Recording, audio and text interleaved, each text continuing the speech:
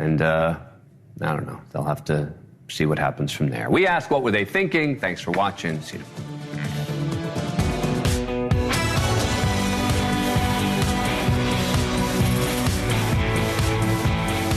Well, hello and welcome to Wednesday. It's great to have you here. Boy, do I have some things for you. All right, let's start here. I kind of figured that tonight I wouldn't really be talking a lot about P. Diddy. I sort of feel like everybody's talked it all out. Like, what else is there to say? As it turns out, there's like a lot more to say. Holy cow. I would not want to be that guy for so many reasons. But there are people now who are finally saying things. Don't know why they wouldn't say stuff before as things were allegedly happening, but now they saying stuff.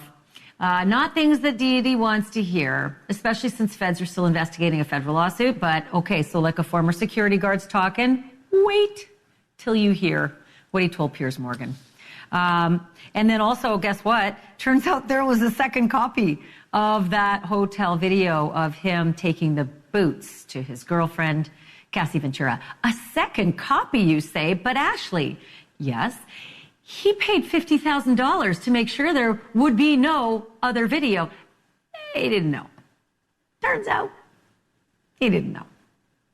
And so here we are today. And if that's not enough, a girlfriend / baby mama is coming out and saying some things Diddy probably would wish she were not saying. I'm going to tell you all of these things in just a hot minute, but I keep wondering, what about the feds? What about the charges? Are there ever going to be any?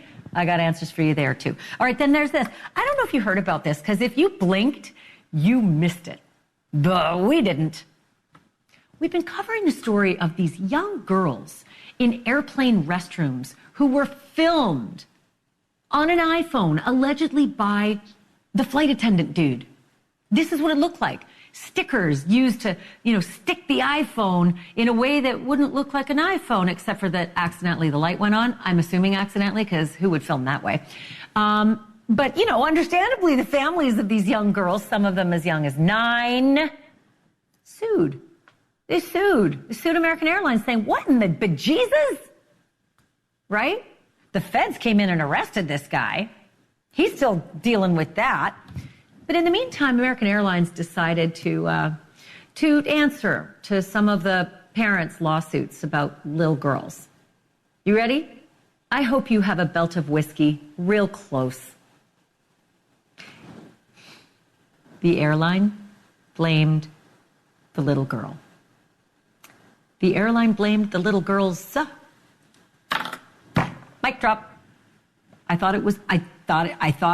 just had to rub and put readers on, and it turned out, no, they blamed the kids. They should have known. Those kids should have known they were being filmed in an airplane lavatory. Okay, clearly you and I are on the same page. What the actual, right? And like I said, if you blink, you missed it, because boy, did they do it about face. But there's so much fallout, and I've got lots of damage control for you tonight. We're going to talk about that in a minute. And then there's the whole puzzle behind the BTK serial killer. I know we keep asking, did he have more than 10 victims? I know. And it's still kind of a thing, right? We're still kind of wondering. He said yes to 10, but were there more? It turns out, as he was saying yes to 10, prior to being caught for those 10, he was sending things like this, little word puzzles, to local TV station. And that might have just sort of fallen by the wayside, that little word puzzle, had not somebody decided to take a look more recently to see if there might be anything kind of new in these old puzzles. And guess what? There's a lot. There's a lot new. Is it possible he actually put the names and a lot of details about an 11th victim in that word puzzle? I'm going to show it all to you in a minute. I want to start here, though. They're falling like dominoes. Just falling like dominoes. All of those people who've kept quiet about P. Diddy and all his bad boy behavior, that's his label, not mine, they're coming out of the woodwork tonight. And they are grabbing the megaphone with some wild stories of what Diddy has done and what Diddy, foolishly, did not know. If you're keeping score, Sean Diddy Combs is now facing 7 lawsuits allegedly saying sex abuse and violence were a regular thing. And there's that pesky federal investigation for sex trafficking, too. That resulted in a virtual army descending upon his massive homes, both East Coast and West Coast. Even for a guy who says he's a bad boy for life, that is really, really bad. But to be clear, he has not been charged with anything, at least not yet. And even though Diddy settled that first lawsuit from his former longtime girlfriend, Cassie Ventura, the hotel video that leaked that brought her assault roaring back into the headlines and into the Klieg lights, maybe Diddy thought that his apology video would be like the end of it. Like I mentioned off the top, the dominoes are falling. His former security guard is now speaking out on the many times that he allegedly saw P. Diddy getting violent with women. And here's another shocker that guard told Piers Morgan. He says that Diddy had no idea that Cassie Ventura had a copy of that hotel video that he'd paid $50,000 to bury. How many times did you personally witness him be violent towards women? Around 4 or 5 times. And was that all with Cassie, or was it Cassie and other women? I seen him with Cassie, and I seen him with Kim Porter, his kid's mother. I seen him get into some wrestling and punching matches, and sometimes I felt like, what are you mad at? What are you upset about? Because it's a deeper anger. And I think it's a God syndrome, you know? The same way that he's been in a lot of trouble before and you could pay your way out. He knew those cameras was there, you know? But of course, as we heard, he came back to the hotel and he paid to get the footage, but didn't know, which Cassie said inside her complaint, that they gave her a copy of the footage also. Separately, another of Diddy's exes now says she knows exactly how Cassie feels. Misa Hilton dated Sean Combs back in the early 90s, and she's actually the mother of his middle son, Justin Combs. She posted this on Instagram. I am heartbroken that Cassie must relive the horror of her abuse. And my heart goes out to her. I know exactly how she feels. And through my empathy, it has triggered my own trauma. Ouch. Misa also shared photos of all of Combs' children and said, quote, their father needs help. And I am praying that he truly does the personal work and receives it, end quote. And if Diddy needs help recalling how he got to this sorry state, well, he can tune into a new docuseries produced by his hip-hop rival, 50 Cent, because we now know that Netflix has won, quote, a massive bidding war, end quote, for the project that 50's been working on and promoting for months. On Instagram, 50 wrote this: if more victims keep coming out, I'm going to need more episodes. But I'll ask again, is that the worst that Sean Combs has to fear? Bad press? Or were the raids back in March just the tip of the iceberg? Look, it is too late to prosecute him for beating up Cassie in that hotel 8 years ago, and 3 of the lawsuits against him alleged incidents from over 20 years ago. But there still may be a way to make Diddy pay more than just money if some of these allegations are actually proven. I want to unpack all of this with my dream team tonight. Andrew Wyatt is a celebrity publicist and crisis manager who guided Bill Cosby during his trials and his scandals. Mark Garagos is a legendary trial attorney and co-host of the Reasonable Doubt podcast with Adam Carolla. And Nima Rahmani is a former federal prosecutor and president of the West Coast Trial Lawyers. All right, so Nima, I'm going to begin with you. Is this raid going anywhere? Is it actually going to produce results? Because it's been crickets since it happened in March. Ashleigh, the answer is yes. It's not a matter of if Diddy will be indicted, but when. I fully expect prosecutors in the Southern District of New York, probably the most prestigious prosecutor's office in the country, to undeal an indictment soon, in a matter of days or weeks. And prosecutors don't go to a federal judge and get search warrants for 2 different homes in 2 different states unless they are close to an indictment. And the reason is the standard is more or less the same. It's a probable cause to believe that the place to be searched has evidence of a crime. That's for a search warrant and for an arrest warrant. Is there a probable cause that a crime has been committed? The answer to that is clearly yes. And that Diddy is the one to commit it? The answer to that is also yes. This Cassie Ventura video will put even more pressure on prosecutors to act and to act quickly.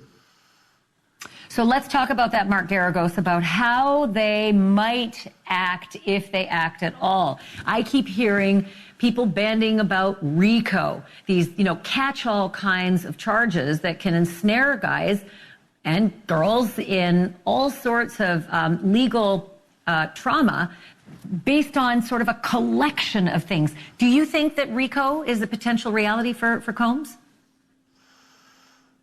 Well, I don't disagree that the release of this tape puts pressure on the prosecutors to do something.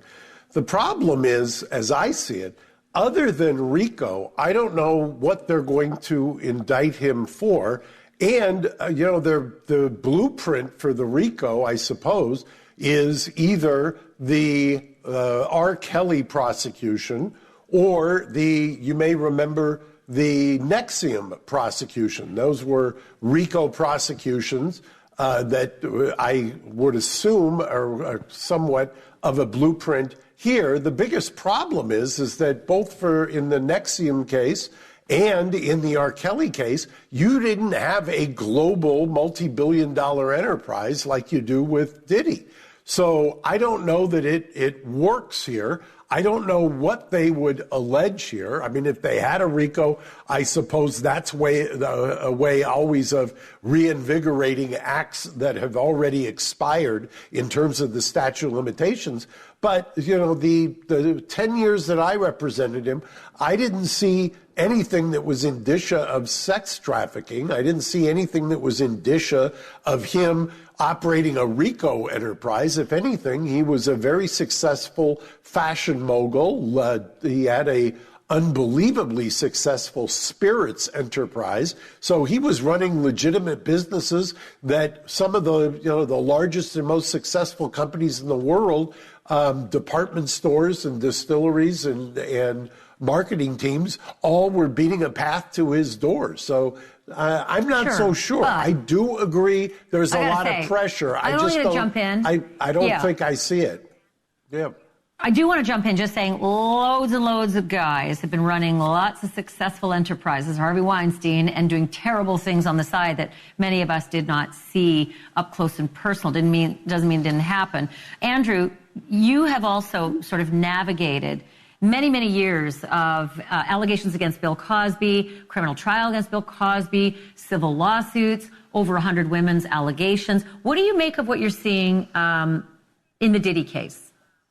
Well, I looked at this very closely because not only did I advise, and I still represent Mr. Cosby, also advise Robert Kelly, Peter Nygaard.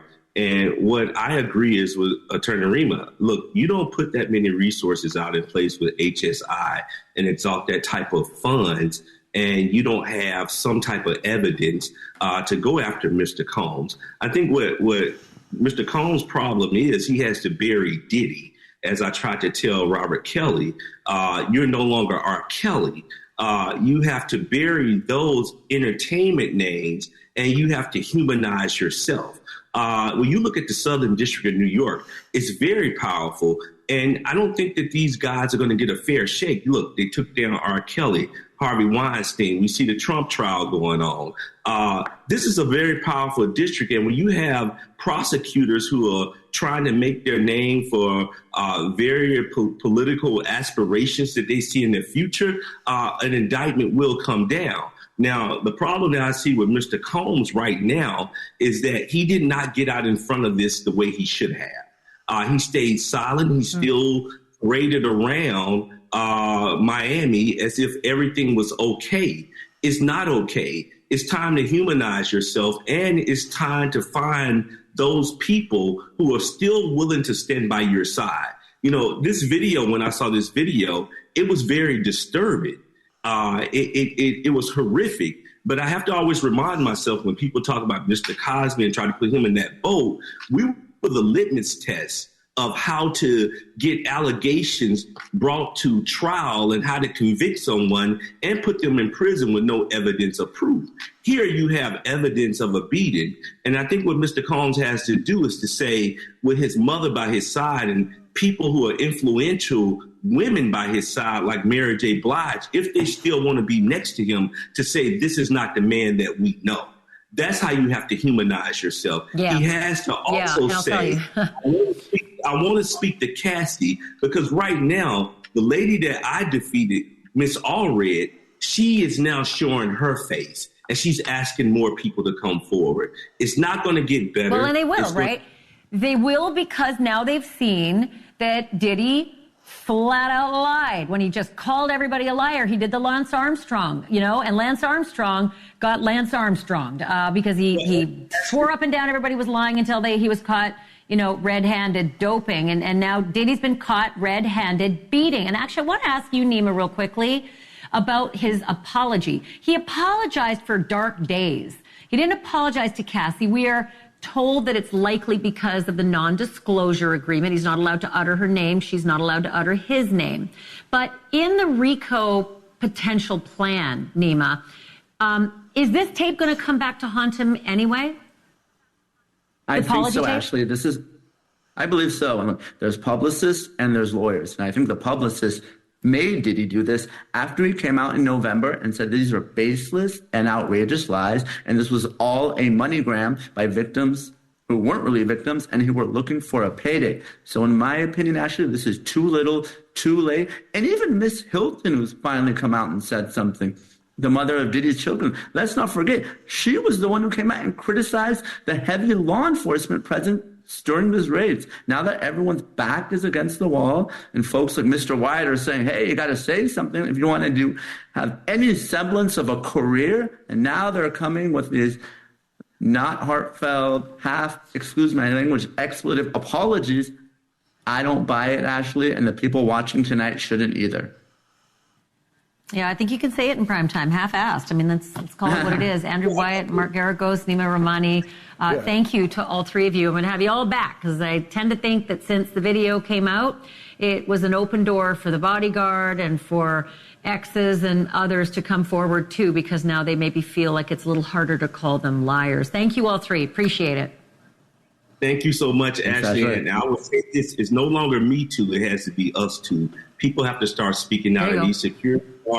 These security guards who watched it happen, indictments needs to come their way and to the record executives. That's how you put an end to these types Your lips to God's ears. Your lips to God's ears, Andrew. You're right. People do need to come forward, and they need to stop staying in the shadows, worried about the man, Okay, I got to move on, guys. Thank you so much for that. Coming up, an issue that my lawyer friends actually know all too well, blaming the victim. It is a risky move for good reason. Feels tone deaf at best, desperate and outrageous at worst. So you would think a major U.S. airline wouldn't even think about blaming a 9-year-old girl when a male flight attendant allegedly filmed her in the bathroom. You would think. Oh, man, up next, the revolting accusations the airline made against a child and how they had to change course lickety-split. But too late?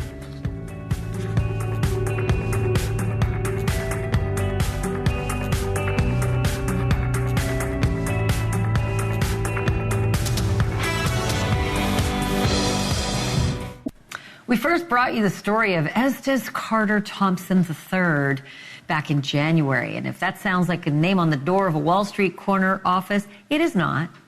It is this guy. The name belongs to a former flight attendant who's accused of secretly recording some very young girls in airplane lavatories. Mr. Thompson III faces federal criminal charges.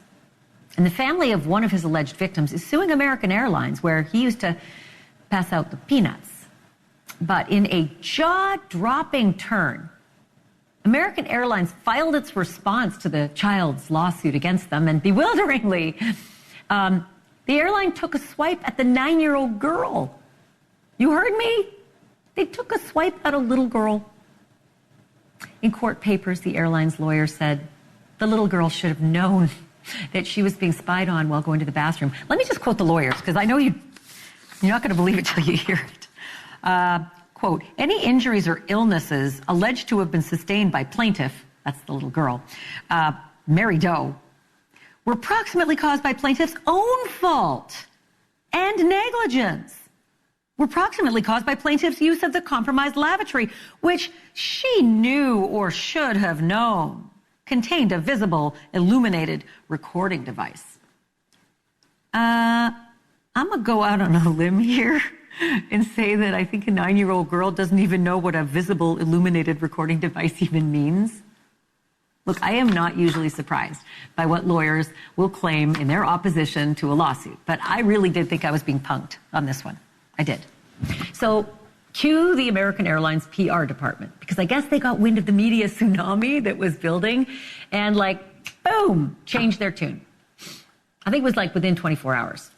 American Airlines now says that its utterly appalling legal argument was, quote, an error. Just that was an error. A new statement that was rushed out today reads in part, our outside legal counsel, I'm going to stress that, our outside legal counsel retained with our insurance company made an error in this filing. The included defense is not representative of our airline, and we have directed it to be amended this morning.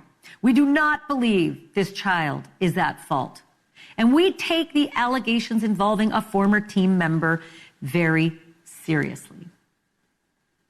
That's good. Do you know who else takes this stuff very seriously? A man named Paul Llewellyn, because he is the attorney for that 9-year-old victim. Paul, it's good to have you back on the show. Thanks for doing this. What was your reaction when you got that answer to your lawsuit? I was shocked and I was appalled. Now, look, as lawyers, I get it. We've got to plead defenses. We've got to plead viable defenses. But there is no world where it is ever appropriate to blame a 9-year-old girl for being filmed. What on earth was American Airlines and their lawyers thinking by alleging such a depraved defense? Yeah, approximately caused by her own fault and negligence, and caused by the fact that she knew or should have known the lavatory contained a visible, illuminated recording device. Look, I could have fallen victim to that, and I like to think I'm, kind of with it most days. But to say that a 9-year-old girl should have known, Jesus, the 9-year-olds all believe that we would never do anything like this to them as grown-ups. So does the family of your client accept the switcheroo that American Airlines has done and the brand new statement where they say we do not believe that it's her fault and we're directing, the lawyers to amend the defense? No, they don't accept it. Clearly, it's just a PR machine. As you pointed out, Ashleigh, put out a hastily written statement. This was not an error. They knew exactly what they were doing. And I am very, very confident it's only because of the media backlash, the public backlash, that is why they've elected to amend their complaint. They claim to care about passengers. They say they take this seriously. Paul, I don't know. Yeah, but you know what I really think? Look, I'm just going to do some guessing here. It's a bit of a parlor game, but I'm guessing that lawyers did something without the knowledge of the PR department. And when the PR department saw what the lawyers were doing and acting like lawyers and not acting like humans, the PR department went into overdrive. But I wouldn't say for a minute that the American Airlines truly wanted to eviscerate a 9-year-old. Do you really believe that? I would hope not. I would hope any corporation with a conscience would never dream of doing such a thing. But then if they say they take it so seriously, why aren't they keeping oversight of this lawsuit? Why aren't they reviewing what their lawyers are doing? Why isn't the American Airlines legal department doing this? So that was interesting. I also wanted to ask you, why are they even amending it? Why aren't they just throwing up their hands and saying, we're not going to fight it? I don't understand what the amendment is. This happened. It happened to this child and others, So the damage is so awful when you blamed a 9-year-old. Wouldn't it be better just to say, yeesh, what a mistake, get rid of all of this? You would think so. And if there's any American Airlines executives, board members watching tonight, I would just urge them, what are you doing here? What do you hope to gain by fighting this lawsuit? This is only going to get worse for American Airlines. Isn't it time that you take responsibility for what happened? But clearly so far they have not. They still, months later, they still have not even reached out to the family to find out how the girl is doing. They know how to contact them. They know how to contact me. They have not even bothered to do that. Actions actually louder than words. If that had been one of my kids that they were suggesting was at fault, I would have been on the front doorstep of those executives. I would have been tearing their eyeballs out personally, lawsuit or not. I'd have gone to prison for that and been happy about it. Paul Llewellyn, keep us posted on what's happening with this. We're going to continue to follow the case. Thank you for this tonight. Thanks for having me, Ashleigh. I appreciate it. Sure thing. You never go after my kids. I'll tell you. You do not want to see me if you go after my kids. So the airline has apologized, right? But is that enough here? Like, where are we with this whole thing? What has that done, the apology? That's why I bring in a guy like the reputation doctor, Mike Paul. He leads one of the top PR crisis firms in the world. He also went to college with my husband, and he's just a super nice guy. So, of course, I'm calling you on this one. What do you think? What do you think about American Airlines' disastrous move on Monday and then the cleanup effort on Tuesday? Ashley, so good to see you. Well, first of all, I agree 100% with Mr. Llewellyn. He gets it. But I think there's some nuance here that we need to understand. So first of all, we know that the outside legal counsel was hired as legal defense. The airline has an insurance policy. They have experts who handle these kind of things external to the legal department within the corporation. And these things must be seen, if not seen, bucking their fiduciary responsibility to make sure that the C-suite and the board are in the loop, certainly before it goes to the other side. So I'm not buying it that they didn't. I agree with Mr. Llewellyn, but I'm doubling down on what the process has to be from a best practices approach. The corporation has to show it to the C-suite, including the general counsel, and it has to go to the board before it ever goes back to the other side. Whether the corporate communications department or an outside PR firm were involved at that level, they should be. They might not have been, but they don't get to make the decision even with, whoa, this is bad news. Hey, guys, we got a lot going on. Their job at that point is only to put out the press release that they've already decided after anyone sees the news. Whether you're on the board, whether you're general counsel, didn't have to be the corporate communications department today. Everyone's got a phone. They see news that's popping up and they know it's bad. Emergency meeting, then they change their tune. Wow, emergency meeting also, but it was in the middle of the night. I have a question for you. If this was your case, and American, Mike Paul's really good at this, if this was a case that you were dealing with and trying to clean up this mess, would you say to American, cut bait? Do not try to defend against this case. She's 9. It's just not a good look. Would you just say pay whatever it takes at this point? Or, Mike, is this really going to have an effect on them? I mean, we buy cheap tickets because they're cheap tickets, not because there's a bad flight attendant on a flight somewhere, maybe. So a two-part answer. The first part is absolutely this is damaging. Airlines know better. And by the way, you do your due diligence and your intelligence gathering. There are at least 4 victims. Paul's representing 2. There's a 7-year-old, allegedly a 9-year-old, 11-year-old, and a 14-year-old who had situations with the same flight attendant. We've heard the stories most prominently over the last 48 hours about a 9-year-old. You want stories about the other 3? You want the parents as well as the children to be on national and international TV? You want their attorneys standing up and doing what Paul just did on every station out there? There's something more important than the law.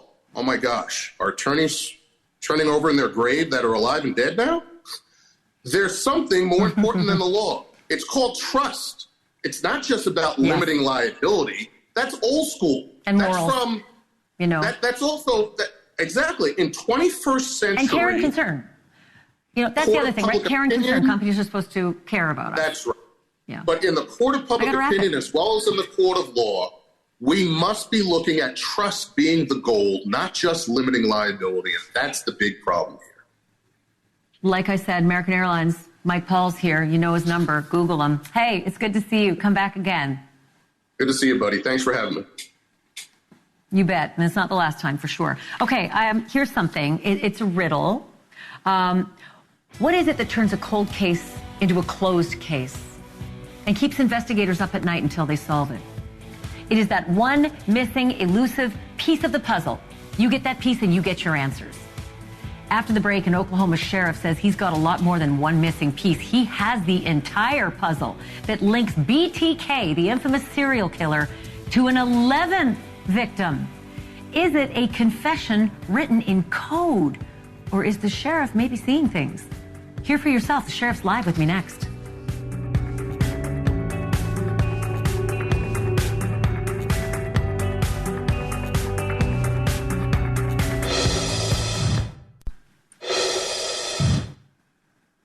Some serial killers lurk in the shadows, making sure to cross every T and dot every I so they never, ever get caught. While others brag. They love to brag about their crimes. Like the Happy Face killer, he sent letters to police and the media. The Golden State killer would call his victims' families on the phone. So did the Long Island serial killer, allegedly. This guy, Dennis Rader, known as BTK, may have spent more time and effort publicizing his kills than actually doing the killings. Among the many, many letters and packages that he mailed out and planted in the public was a word puzzle. Back in 2004, he sent that word puzzle to a Kansas TV station. That was 13 years after his last known murder. And it was 1 year before he got caught. So he got caught, he was arrested, and he later pled guilty to 10 murders. And the judge put him away for 10 consecutive life sentences. But now he might be facing another life sentence. Maybe even the death penalty. Because back in April, somebody mailed this 2004 word puzzle of Raiders. They mailed it to the Oklahoma sheriff. The sheriff who's investigating a cold case, a teenage girl's disappearance from back in 1976. That TV station had already pieced together several key words, including prowl and fantasies. And then the detectives found even more, including Rader's address, the names of his 10 admitted victims, and then these words and names: Cindy, Kinney, laundromat, Pawhuska, and Kahika. Cindy Kinney was the 16-year-old cheerleader who disappeared from a laundromat on Kahika Avenue in Pawhuska, Oklahoma. She was never found. So is this proof positive that Dennis Rader killed Cindy Kinney, even though he's never admitted it? I'm joined now by Sheriff Eddie Verdon of Osage County, Oklahoma. Sheriff, thanks for coming back on the show. Is it any chance that this word puzzle and these words that have been strung together could be coincidence, or is it just way too much coincidence? Well, you know, the lady that sent it to me has spent a lot of time, did a lot of research, reached out, shared that information with us, and then we've been looking at a lot of different things. So we shared that with some of the other investigators that have been working on the case with us and others, and found so many things that related. And then when we started, you know, really looking into the map, you know, the way that he put his address in there, his name's in there, you know, it's along the same pattern type. But when you go to put all of the victims, known victims' names in it, and then many other details, we know Dennis was much more methodical.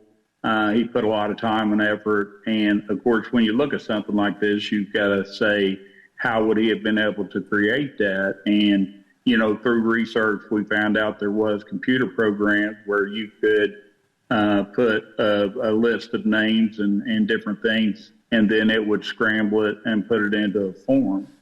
But in addition to that, you know, there's some people that feel there's a lot of different things in this, including mapping, mileages, and other information. So again, you know, this is just one of many, many things that we found, and we're going to continue to go through and get answers on our case. Sheriff, does any evidence still exist, any hard evidence that was retrieved from his home, like hard drives and computers, that maybe a really good forensic scientist and analyst could go over to see if maybe he employed one of those programs back then to scramble his selected choice words into a word puzzle? Like if you found that, it'd be game over, right? Oh, absolutely. And that's one thing that we're hoping for is not only, additional information with the computers and other things, but, also items collected, there could be a possibility of connecting them to our victim. And, all that is, there's a tremendous amount that we've done on this, and it's ongoing. And, every day we find additional things that we hope will bring us the answers.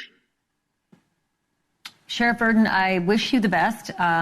It is a puzzle. It is a very disturbing piece. But if it leads to some closure for Cynthia Kinney's family, I sure hope you and your team can get that for them. Thank you for being on. Please keep us posted and come back. Absolutely. Thank you for having me.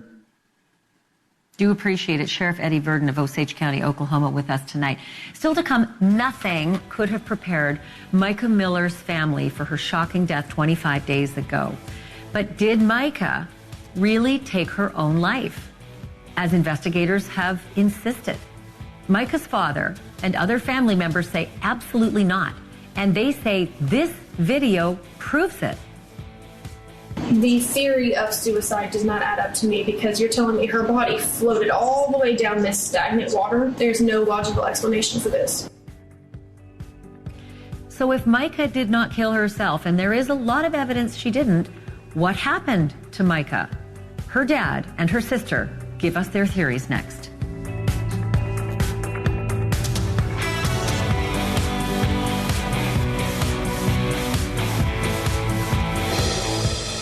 Increased cholesterol, low white blood cells, unusual urges, dizziness on standing, falls, seizures, trouble swallowing, or sleepiness may occur.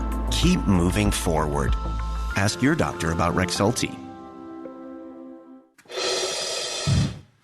Micah Miller's father says no way. Micah Miller's sister says not a chance. They say it is impossible to believe the official narrative of Micah's tragic and untimely death on April 27th. Suicide by self-inflicted gunshot. By now, we have all seen the video of Micah buying the gun alone, and we've all heard the 911 call where she tells the dispatcher her plan. But Micah's family says you just have to look at the video. This is Lumber River State Park in remote Robeson County in North Carolina. Micah's family went there in person, and they recorded this video, which was given to NewsNation exclusively. And when they mention her estranged husband, Pastor John Paul Miller, they call him Junior. Take a listen. So over here would be where her remains were found down the river, and then all the way through this trail, all the way up here, was where her purse and her phone was found. And this water is not moving; it's just stagnant water. It's not moving at all. So presumably, how would she? There's no logical explanation with the. Or just keep it on if you could. The theory of suicide does not add up to me, because you're telling me her body floated all the way down this stagnant water, and her belongings were all the way up here. We had to walk down a trail, a separate trail, climb through all this mud and trees and fallen debris to even get to where her body was, down the water. It's not like she could have, left her belongings and walked down the water and then committed suicide down here, and then somehow the bullets and everything stayed over there. There's no and the logical. gun was found up here. There's no logical explanation for this. The live round wasn't hit by the hammer, so it was ejected, which of course is not what you do if you know what you're doing with a weapon, and Micah does. She's not going to eject a live round to fire it. She already knows that it's ready to fire. So you do not believe she took her own life? I do not. I believe that it was all staged. I believe that the whole thing was premeditated. I believe that the narrative was established by Junior all the way through. Before there was a release, like the day we were notified, he was already saying, she did it, she did it. Why would you do that if you don't have all the information yet? Why would you not be grieving and just, he has not shown any remorse, no grief. He shows nervousness, he shows guilt. He shows, that he is hiding something. Should also know that those flowers weren't there, so don't think that Micah went to the flowers. That was placed there by the family as a memorial. Her dad believes that his daughter's reported suicide was staged and premeditated and that her estranged husband might be hiding something. Pastor John Paul Miller denied all of it in a statement from his attorney early on, and it reads in part, following the untimely death of Micah Miller, unfounded rumors and false accusations began circulating on social media and in various media outlets, suggesting that Pastor Miller's involvement in her demise. This created a buzz, causing local and national media outlets to begin proliferating these falsehoods on a mammoth proportion. Our client refutes any report that suggests he ever abused his wife. Recent reports claim that Pastor Miller groomed his wife from the age of 10 years old. Couldn't be farther from the truth. Today, the Robeson County Sheriff's Office confirmed what we first reported at least a week ago, and that is that the FBI indeed is on the case, conducting what they call a parallel investigation into Micah's death. And we are still investigating too. NewsNation has spoken at length with Micah's good friend Angela, who says that Pastor Miller, Micah's estranged husband, was trying to hijack his estranged wife's attempts to join a different church. I think one of the big things is she was looking for a church that she felt like she could attend. He was doing what he could to stop her from finding a church. And I kind of knew that because he did that to us. When we left the church, he called the church that we started attending and kind of tried to sabotage us there. That friend told us much more than that about Micah's marriage, her fragile mental state, and the last time she and Micah were in contact just hours before Micah's death. And you're going to hear all of it right here on this program tomorrow night. But still to come tonight, it's not against the law to keep books in your house. But if someone in the house is an alleged mass murderer, do you really want this book on your kitchen table? Eek! Death Scenes, a homicide detective scrapbook. Up next, I'll tell you where the investigators found this book and what makes it worthy of a Hitchcock plot twist.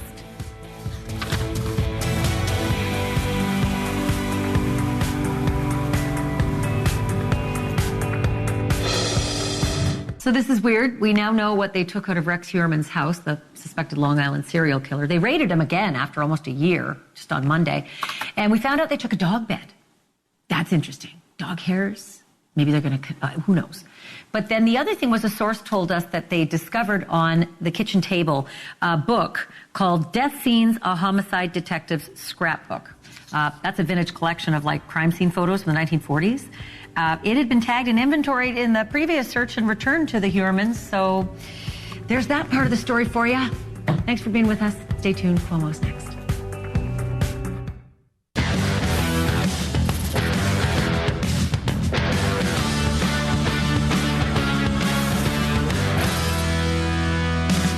Hey, I'm Chris Cuomo, and we need to get after the game tonight. Leland Vittert just said, you can change perception, you can't change reality. The part he's missing is, in politics, perception is reality. And nothing changes if nothing changes. We have to see the problem, and it exists on all sides.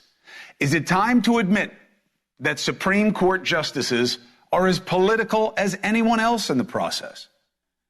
2 points. It's not a